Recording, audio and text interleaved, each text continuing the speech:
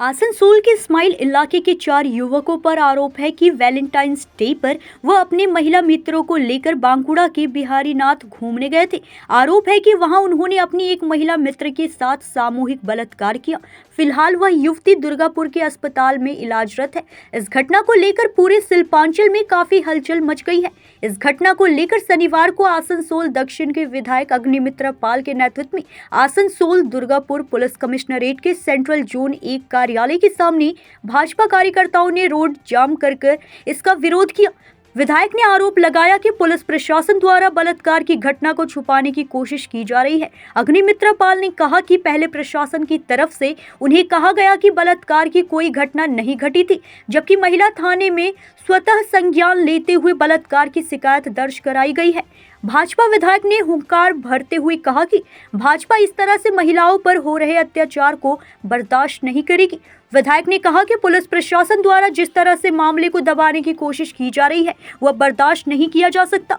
वहीं टीएमसी द्वारा यह कहा जा रहा है कि जिन 4 युवकों पर बलात्कार के आरोप हैं उनमें से एक आरोपी को बचाने के लिए भाजपा मंडल सचिव नीरज बर्णवाल द्वारा पीड़िता के परिवार से संपर्क किया जा रहा है। इस पर उन्होंने कहा कि पार्टी के तौर पर भाजपा का इससे कोई सरोकार नहीं है कि कौन किस पार्टी से जुड़ा है। बीजेपी की मांग है कि बलात्कार जैसे मामले में जो भी दोषी है उनको कड़ी से कड़ी सजा दी जाए। कल আমি যখন সকালবেলাতে আমার একজন কার্যকর্তাকে দিয়ে ফোন করাই, তিনি বলেন যে না কোনো ধর্ষণ হয়নি, বাবা মা পরিবার কোনো এফআইআর করেনি। মিথ্যে কথা, মিথ্যে কথা। উইমেন্স থানাতে, মহিলা থানাতে সুমোটো কেস হয়েছে, এফআইআর হয়েছে। আপনি মিথ্যে কথা বলে ঢাকার চেষ্টা করছেন কেন? আজকে যে মেয়েটি 19 বছর 20 বছরের একটি মেয়ে, তার হয়তো জানাশোনা, তার হয়তো পরিচিত হোক না পরিচিত হোক, যদি ধর্ষণ করে তাহলে সেটা ধর্ষণ। আর সেই 4 জন ছেলে এখনো পলাতক কেন? এরা ধরতে পারে না কিসের জন্য? তৃণমূলের নেতার পরিচিত না কার পরিচিত? অন্য সময় হলো তো বিজেপির কার্যকর্তার কলার ধরে তুলে নিয়ে আসে, আর যারা রেপিস্ট তাদেরকে প্রোটেকশন দিচ্ছে। তাই আমরা বিচার চাই। ধামাচাপা দেওয়ার চেষ্টা করবেন না মুখ্যমন্ত্রী।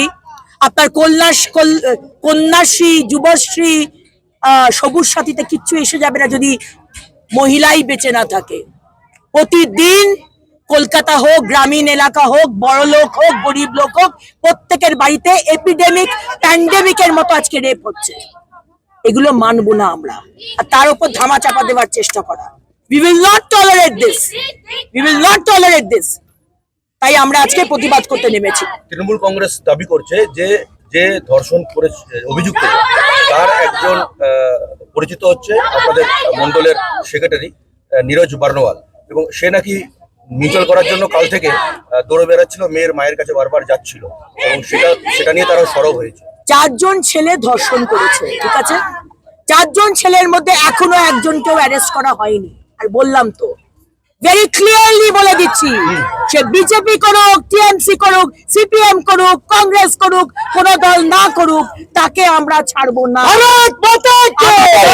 চাই একটা মহিলার, একটা বাচ্চার, একটা শিশুর যদি অত্যাচার হয় আমরা ছেড়ে কথা বলবো না, সে যে দলই করুক না কেন। সোজা बीजेपी। आसनसोल से सत्यनारायण सिंह की रिपोर्ट।